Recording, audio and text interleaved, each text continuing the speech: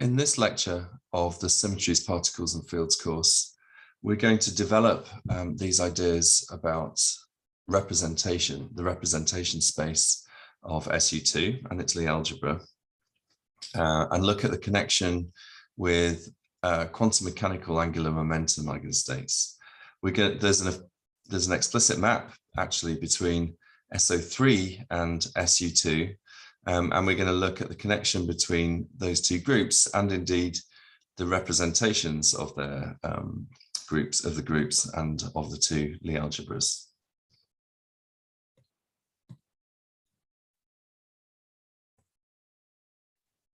So just to remind ourselves, last time we got to this point where the finite dimensional irreducible representations of the Lie algebra of SU2 have some lambda characterizing them, and that's in the natural numbers, including 0. And the weights of the representation of the Lie algebra goes from minus lambda to lambda in steps of 2. Lambda is an integer, of course, and each weight has multiplicity 1, and the dimensionality of each representation of the Lie algebra is lambda plus 1 for the non-trivial cases. So let's just identify some representations that we mentioned before.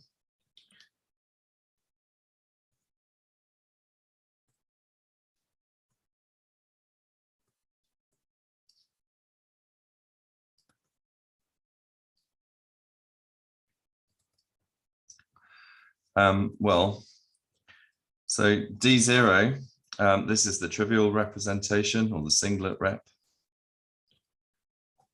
D1 is the fundamental rep, 2 by 2 representation of the group. And D2 is the adjoint rep of SU2, of the Lie algebra of SU2. And of course, that's 3-dimensional. So this whole picture that we've been building up is actually equivalent to the theory of angular momentum in quantum mechanics. Those of you that are familiar with quantum mechanics will recognize this.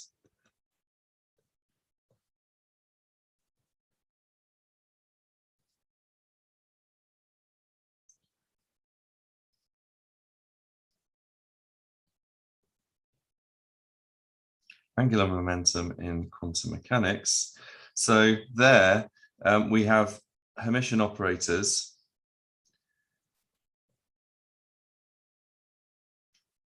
of angular momentum, total angular momentum, and it's a 3-vector, J1, J2, and J3. And the eigenstates are labeled by some total angular momentum, J, which is half integer, so it's some natural number divided by 2. And there's also some other quantum number associated with it, which is an integer divided by 2, such that minus J is bigger than or equal to M, which is bigger than or equal to J, with the following. So we have J squared acting on our eigenstates, which we're going to label with these two quantum numbers, J and M, is equal to J plus 1, acting on the eigenstate times the eigenstate.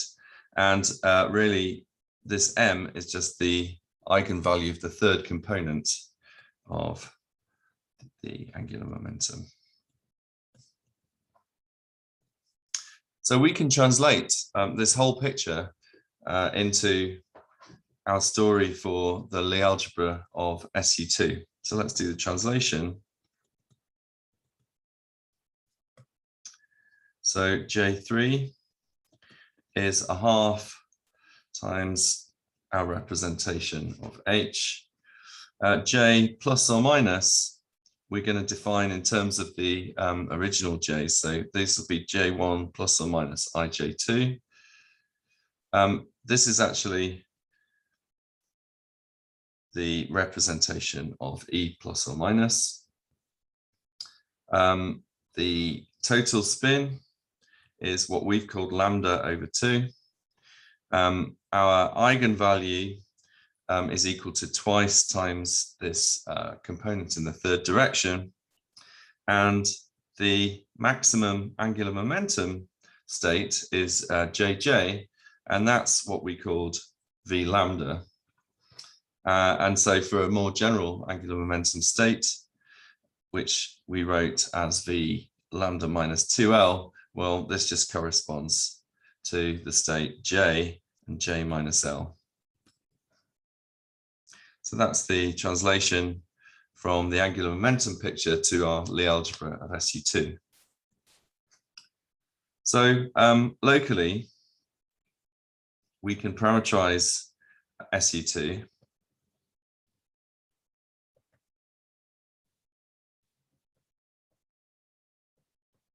by U is e to the x, where x is in the Lie algebra, of course.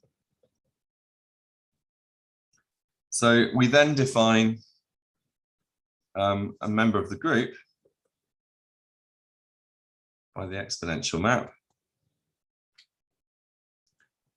So this is a representation of this group element, which is the exponential of the representation of the Lie algebra element. So this is a valid representation of SU2, but what we're going to show is that it's not always a valid representation of SO3.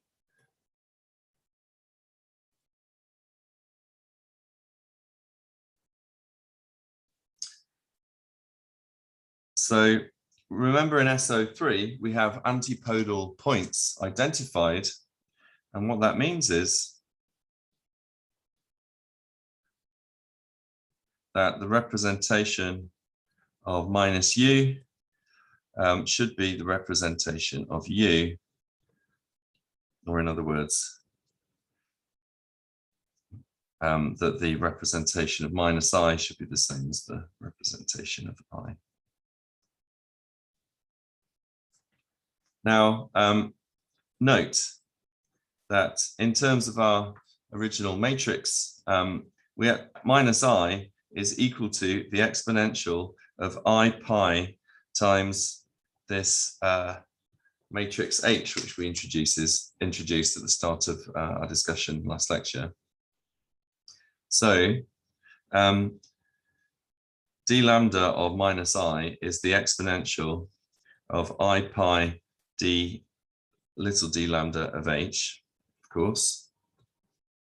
And we remember that dH lambda has eigenvalues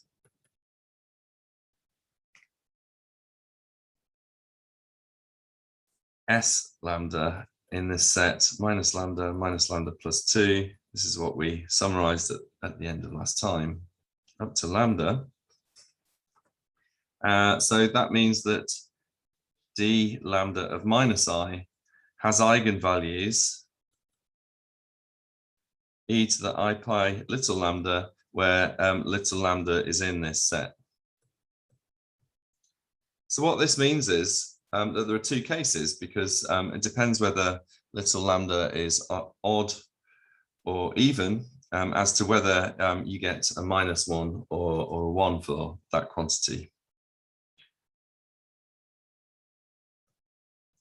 Two cases. So firstly, let's say lambda is even, then all eigenvalues of d lambda minus I are +1, which implies that d lambda of minus I is just the identity matrix, and that's the same as the representation of I, and that therefore d lambda is a representation both of SO3 and SU2.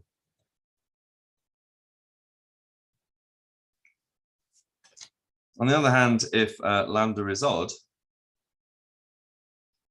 then some eigenvalues of d lambda minus I are equal to -1. So for those, d lambda of minus I is not equal to d lambda of I. And for those odd cases, it's not a representation of SO3.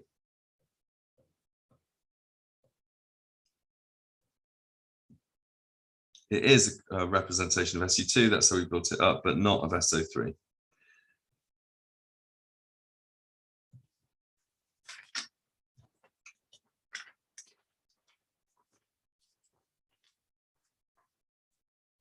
So note that if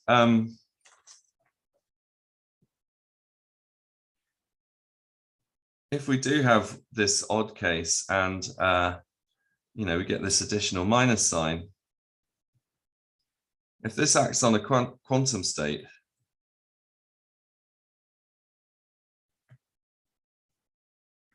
the -1 is immaterial,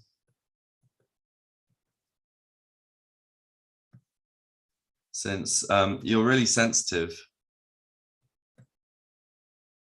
to brackets, which could be, so you have some quantum states on either side, and then you do the symmetry transformation on each side, and there's two d lambdas in there, and so the minuses would cancel. Okay, that's just an aside. Well, it will become important actually.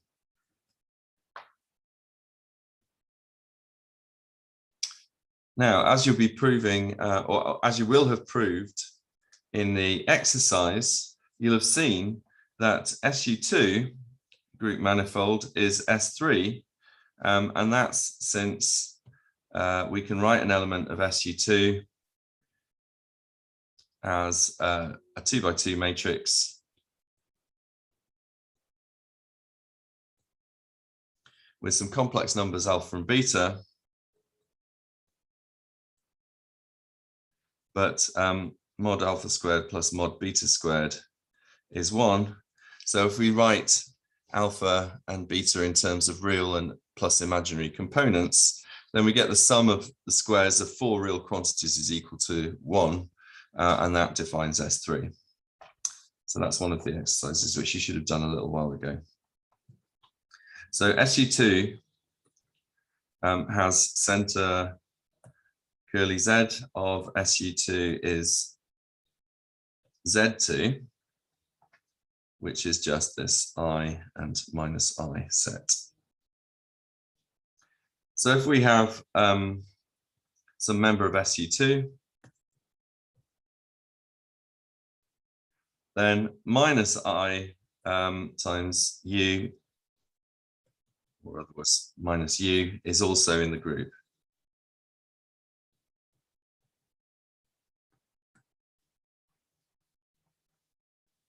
So if we consider SU2 and a coset with its center, so we identify U and minus U. This is S3 with antipodal points identified.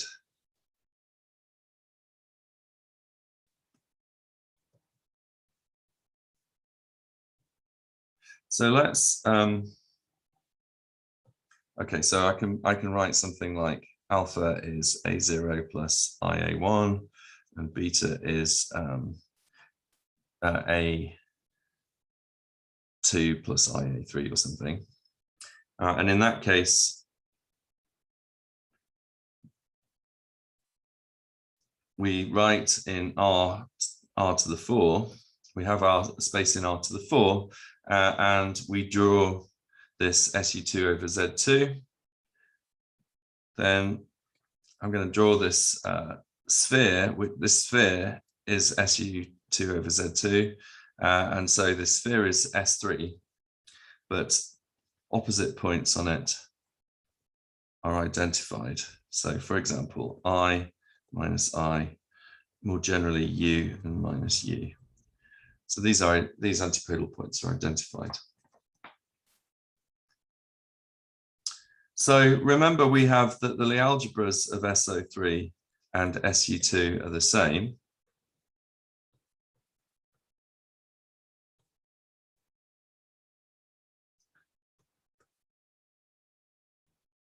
What we have is that SO3 is isomorphic to SU2 over Z over its center.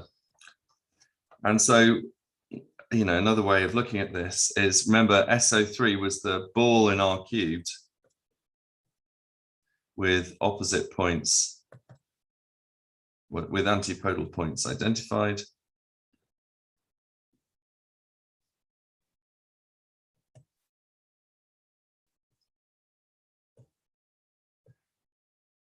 So we can write this, remember the ball was of radius pi, and again, we identify antipodal points on the surface. So the boundary of this ball is, of course, a two-sphere. This is in R cubed. And so what we're really plotting here is this angle times n space, which we introduced before. But on the SU2 over Z2 side, this is the upper half of a three sphere. So with A0 bigger than or equal to 0, for example, with opposite points on the equator identified.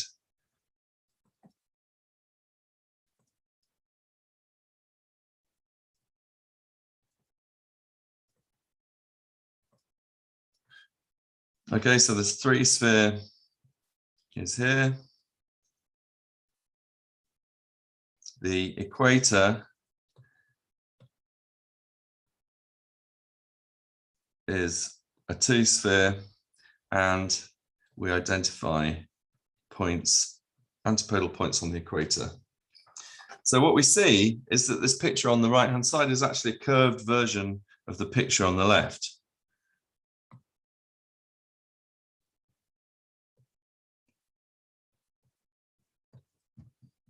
So we note that the curvature is immaterial to the group manifold structure here. Now we can, one of the exercises in the book at this point will take you through finding explicit maps in each direction for SO3 and SU2 over Z2. So explicitly,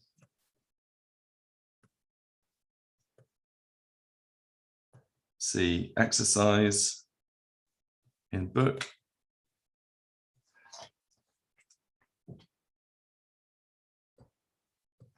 So if R is in SO3 and U is in SU2,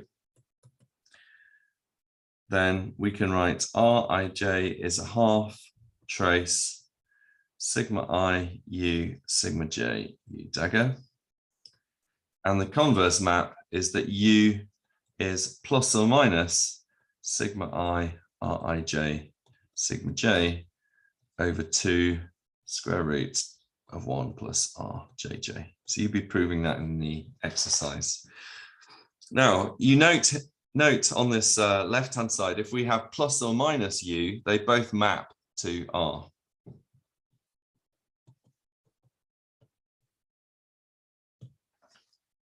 And so what we say in this circumstance is that SU2 is the double cover of SO3.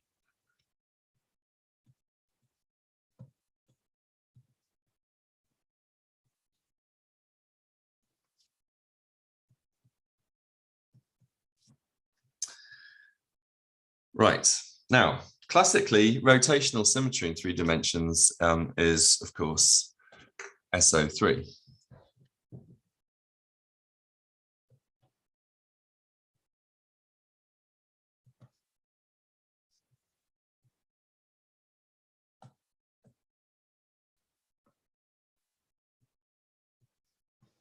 But in quantum mechanics, it's SU2.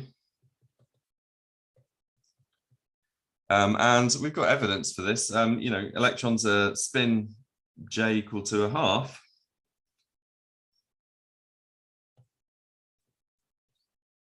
So electrons and other fermions have spin J equal to 1/2. So the electron, I'm writing the electron as E minus. Electron angular momentum eigenstates in quantum mechanics live in the representation space D1. So D1 is one of these ones which is in SU2 but not in SO3. So this comes about because of this fact that SU2 is a double cover. So it's due to a theorem by Bargmann, which we won't prove.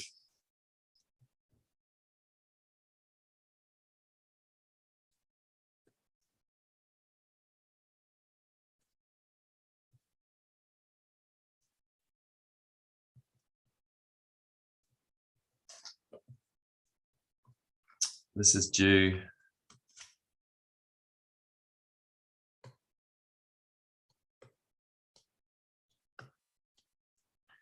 to the fact that SO3 isn't simply connected.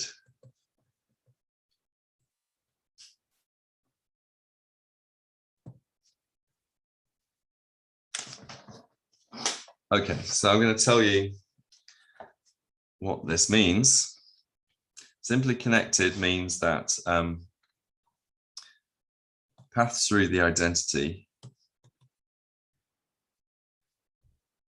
can all be shrunk to 0, shrunk to nothing, via or to arbitrarily tiny through continuous deformations.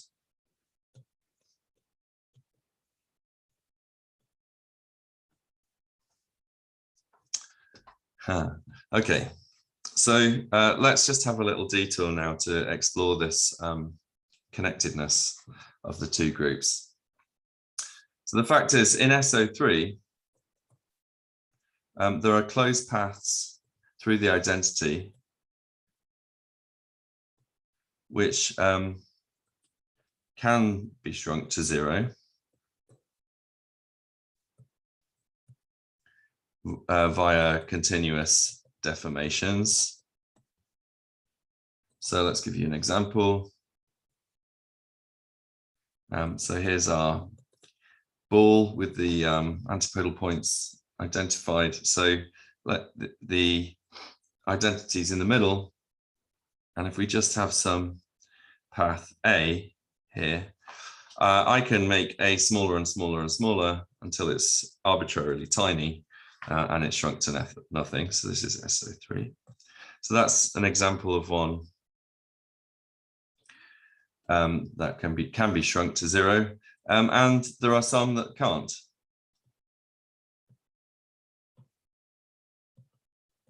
So for example, B,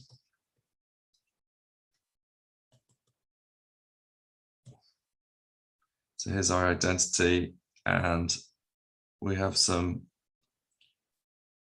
path B. So remember, the antipodal points are identified, so I'm allowed to go from this point to the antipodal one, and there's no way, remember these points have to be kept antipodal, there's no way that we can continuously deform this path to make it arbitrarily tiny. So in fact, any number of, even number of crossings can be shrunk to nothing.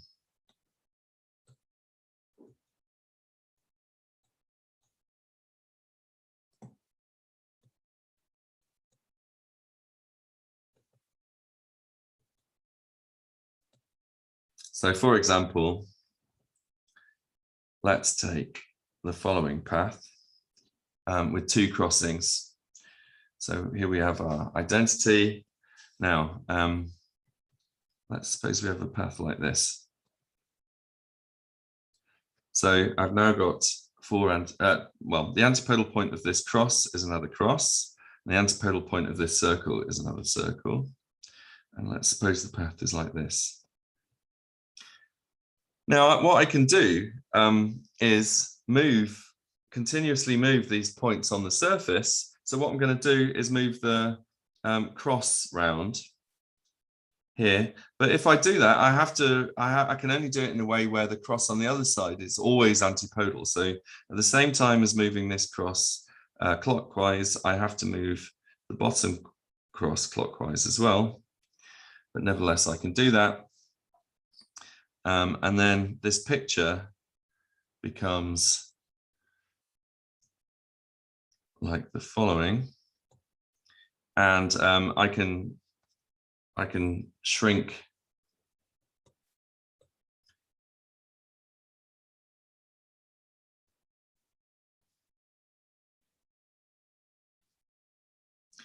I've got a loop here, which I can then just shrink towards 0.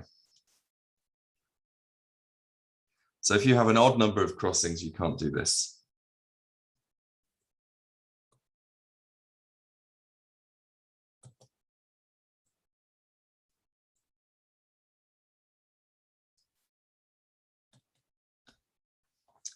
So this situation is described by the first homotopy class of the group.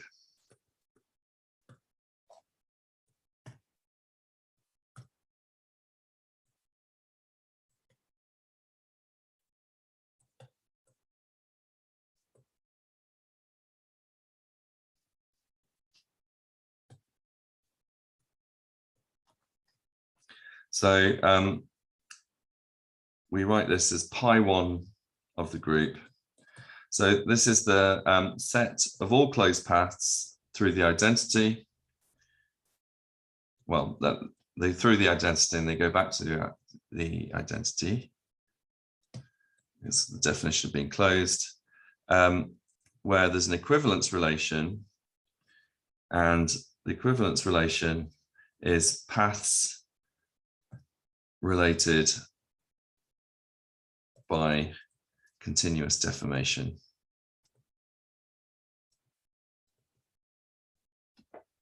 So because we have this odd and even situation, pi1 of SO3 is isomorphic to Z2. Okay, let's have another example of U1. This is one that crops up quite a bit. So U1 is the group manifold has the structure of a circle, and what we can do is wind around this circle.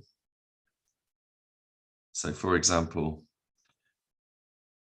if I start off at E, I can wind back there. That's 2 windings, and it ends up back at the same point.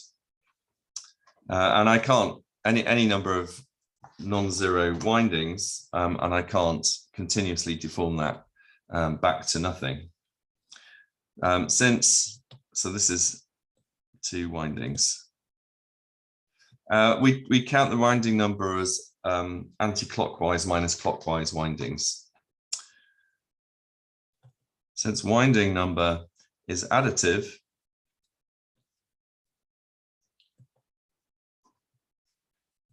pi1 of the group now is the integers, an infinite discrete group. So clockwise windings are negative.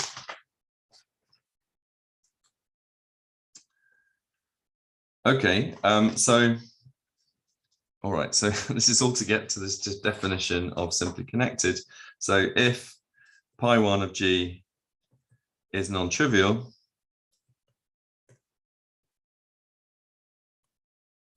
the group is multiply connected.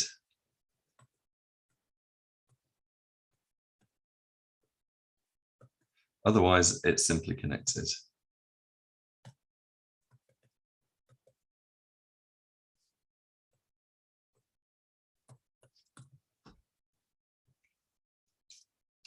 So we're not going to go into the whole formalism here of all of this. So it turns out pi1 of SU2 is trivial, and SU2 is simply connected.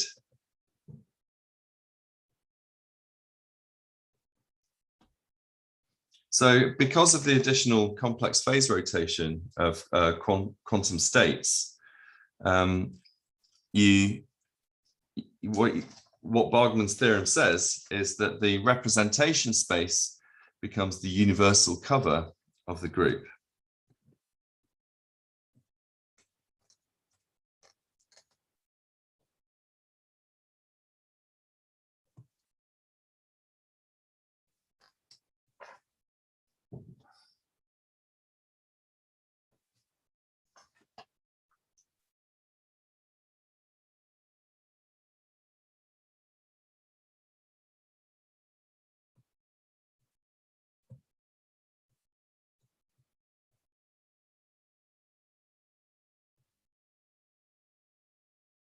So we took quantum mechanical states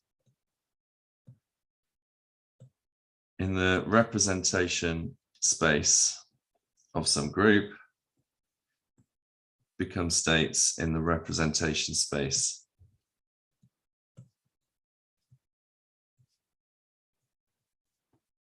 which we denote G bar, this is called the universal cover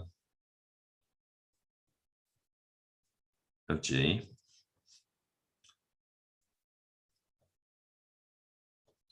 So the universal cover is a group which has the same Lie algebra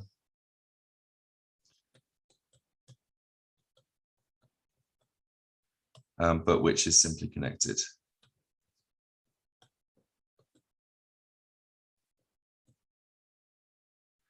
And it's really because of this phase freedom in the quantum states that you're not really, in some sense, you're, at least with individual one particle states, you're not sensitive to the phase of an eigenvalue.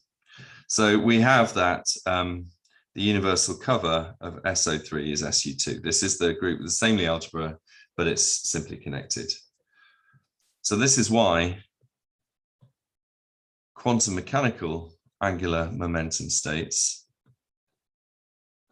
are in reps of SU2.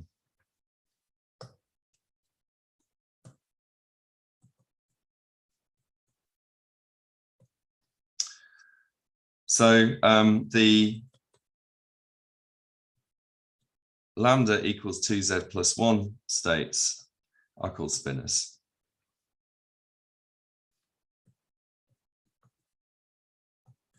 Sometimes people incorrectly say that the spinor half state is the spinor rep of SO3, but that's strictly incorrect. It's not a representation of SO3, it's a representation of SU2.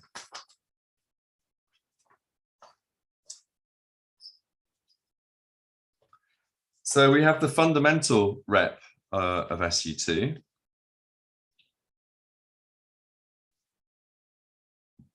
So let's have some SU2 indices, alpha, beta, gamma, etc. Are in 1 and 2. So we have our fundamental rep, which goes via SU2 to U alpha, beta, eta, beta. So really, okay, so U is in the fundamental representation, okay, and eta here really, strictly speaking, is in the fundamental representation space. But the etas are going to be our fields or our states.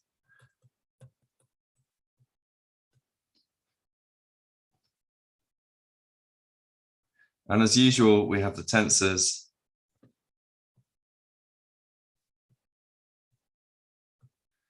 So we can have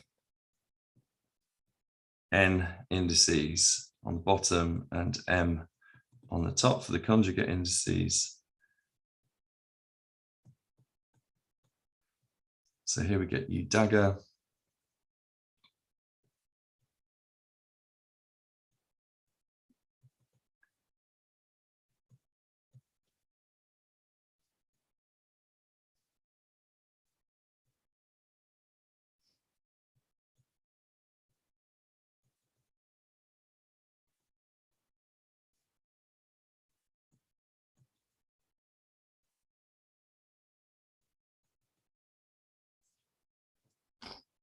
Okay, and our invariant tensors, basic invariant tensors are epsilon alpha beta downstairs, and delta alpha beta. So you have to take some conventions, and there are lots of different conventions, but if we take, so you have to be careful basically, and make sure that you're using, first of all, that you define your conventions consistently. So if we take epsilon 1, 2 with the indices upstairs to be +1 and with the indices downstairs to be -1, then we have this nice relation between the contraction of 2 epsilons, which just gives us a Kronecker delta.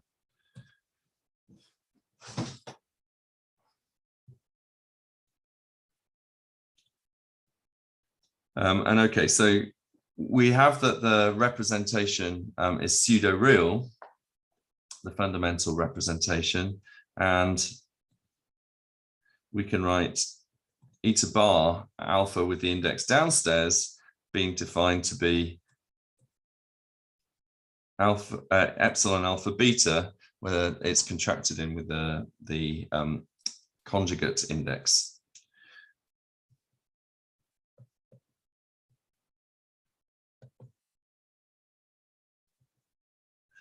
So what that means, so it's pseudo-real in this sense. I mean, it's isomorphic. So the conjugate representation is isomorphic to the fundamental rep. So what we can do is we can, whenever we have upstairs indices, we can get them downstairs by contracting with epsilons.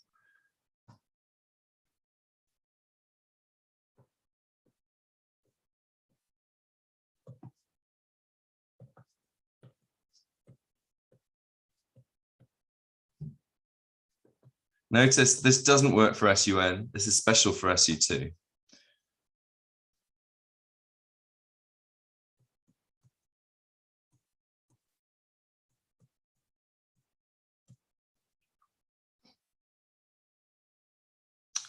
So then for an n-index tensor, once we've got all the indices downstairs, for an n-index tensor, it's sufficient to impose that it's not, it's that contracted with an epsilon,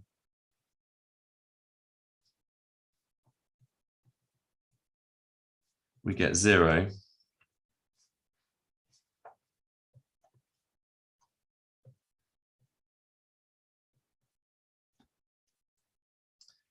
So it can't, there's no anti-symmetric piece on any 2 indices. So therefore, the solution to this is that alpha 1 to alpha n is just the symmetric tensor. So we count these like we did with the SO3 tensors. We have R1s and S2s. So R is 0 up to n, and then S is given by n minus R. So what there are basically n+1 choices for R, and then S is given. So it's n+1 dimensional.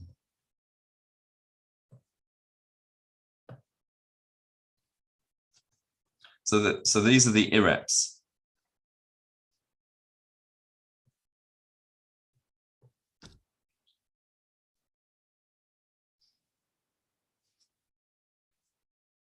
So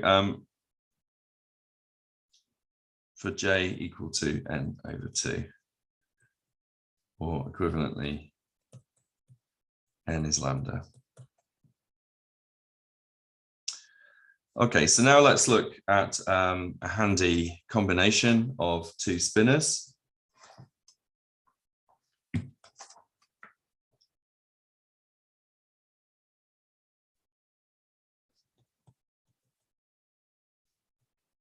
eta alpha and psi beta, the decomposition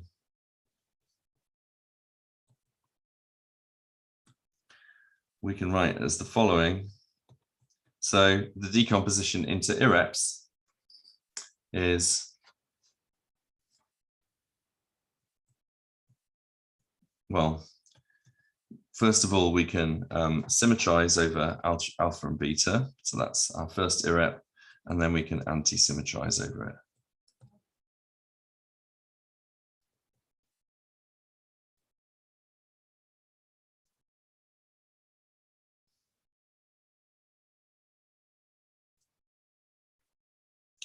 So what we see here, this thing is equal to psi with the index upstairs.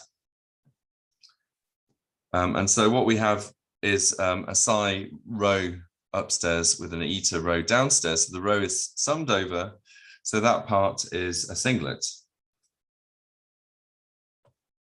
So what we have is j equal to half cross j equal to half.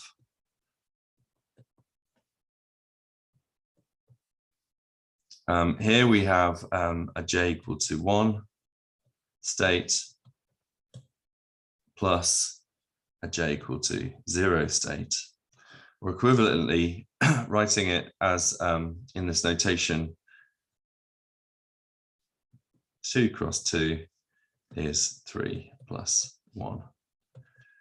So this notation where you use the kind of vector notation with the dimension of the representation. So so in other words, sigma rho eta rho is SU2 invariant.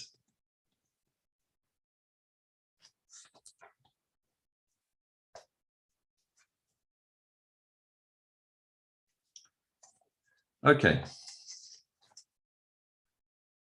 So in the last part of this lecture, we're going to go on to look at more generally at products like this, tensor products of elements of the SU2 Lie algebra.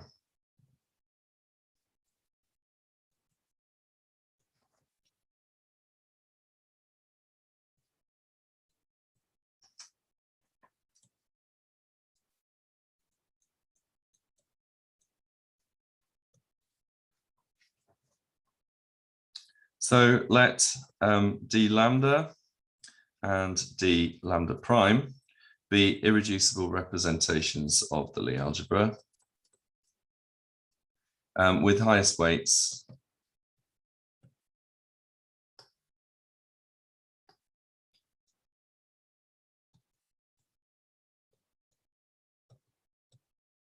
lambda and lambda prime, both of which are bigger than 0.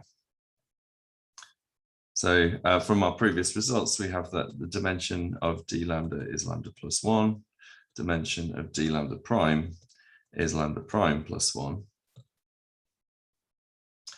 So theorem 3.1 implies that d lambda cross d lambda prime is totally reducible.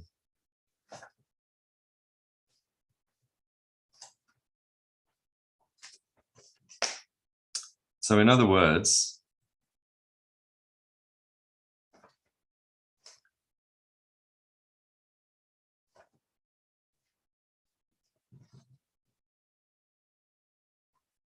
the tensor product is some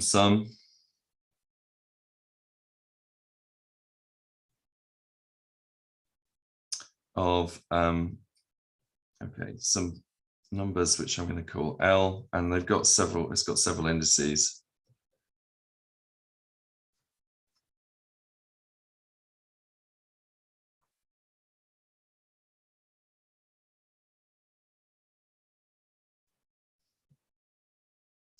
So these numbers are the multiplicities.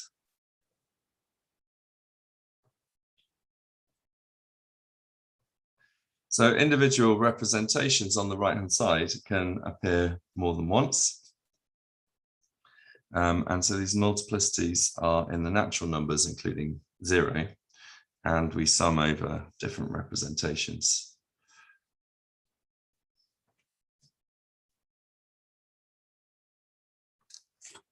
Okay, so we'll look at this in more detail soon